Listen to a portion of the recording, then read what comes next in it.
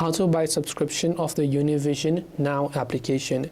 Now Univision has two apps. One is normal Univision app to stream TV shows. The other is the Univision Now live TV app. So I'm talking about the Univision Now live TV app. So first of all, open the app. Now assuming you've already signed up or logged into your respective account, you just want to buy its premium subscription. Now if you don't know how to create an account, I've also already made a tutorial on that, so you can simply watch them in our channel.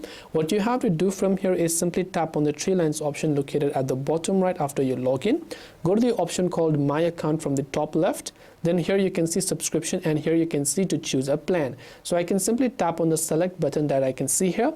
Then after that I can simply start by adding a payment method, which could be a credit or debit card, or a redeem code, which is I can redeem my Google Play gift card code or something. Then I can also add a PayPal account. So just based on what I want, I can simply go ahead and enter my payment information, and then I'll be able to cancel or buy my subscription. So I hope that this video helped you as to how you can buy Univision Now subscription on Android. If you have got any further questions, feel free to leave them down below. Thanks for watching till the very end of this tutorial, and as always, see you soon in the next video.